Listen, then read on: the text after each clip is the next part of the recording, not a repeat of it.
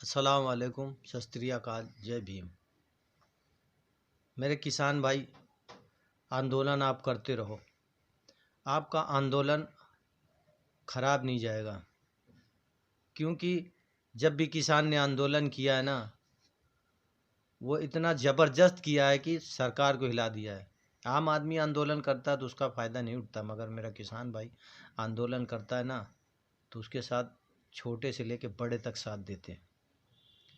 और एक बात और बताएं, आज तक जो नहीं हुआ इतने वर्षों में अब हो रहा है।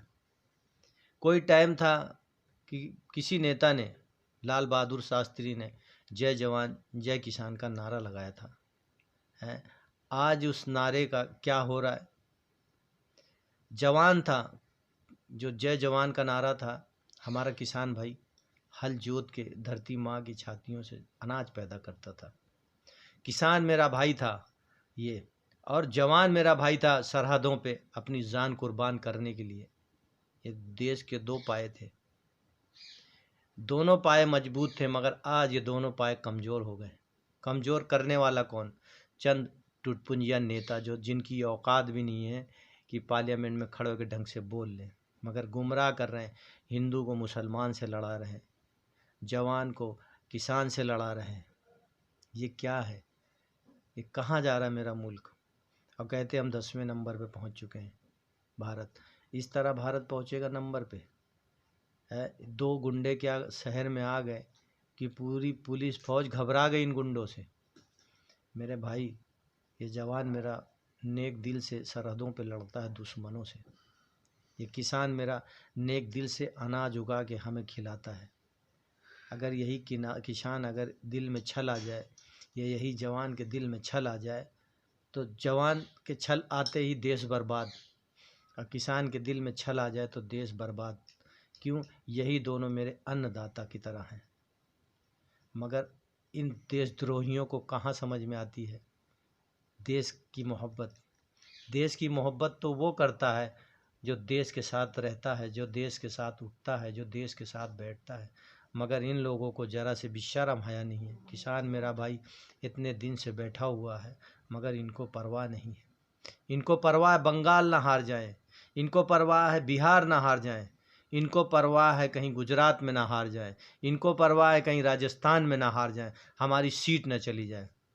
मगर किसान की परवाह नहीं, आम आदमी की इनको परवाह नहीं है। क्यों परवाह करेंगे देश की? क्योंकि देश को तो लूट रहे ना।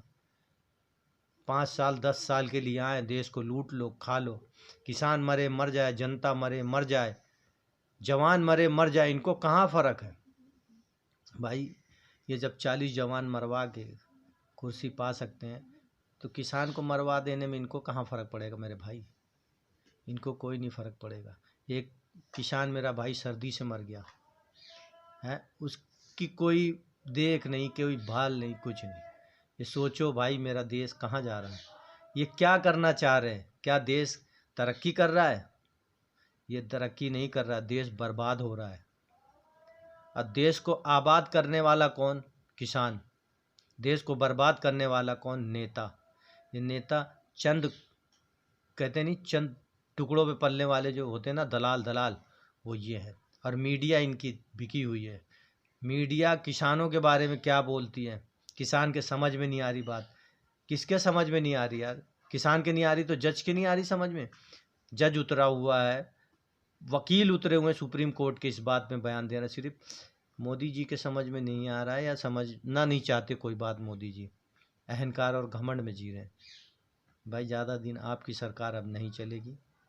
और ये जो ममता का करवा रहे हैं ना, कि ममता इनके गाड़ियों पे हमला करवा रही, सब अफवाहबाजी है। ये अफवाह, टोटल अफवाह है।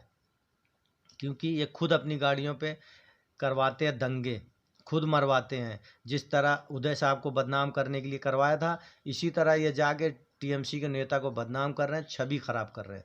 ये अपने आदमी, इनके कारवां में दूसरा कैसे घुस जाएगा मेरे भाई? नहीं घुस सकता। ये दंगा करवाने वाली पार्टी है। इनके क्रेडिट उठा के देख लो, दिल्ली में दंगा इन्होंने करवाया, बिहार में दंगा इन्होंने करवाया, गुजरात में दंगा इन्होंने करवाया, महाराष्ट्र में दंगा इन्होंने करवाया। जहाँ का भी उठा के देख लो मेरे भाई, इन्होंने हर जगह दंगा करवाया।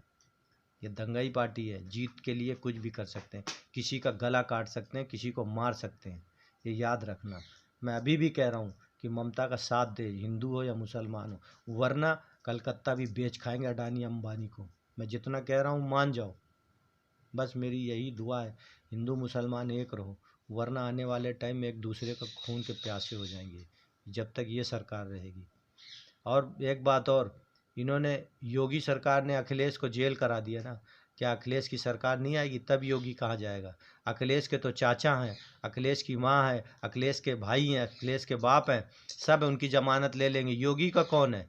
इसके बीवी नहीं, इसके बच्चे नहीं, इसके चाचा ताऊ नहीं है, इसको कौन जमानत दिलवाएगा? ये सोच के योगी कदम उठा तू, वरना तेरा टाइम अखिलेश बहुत बुरा लाएगा।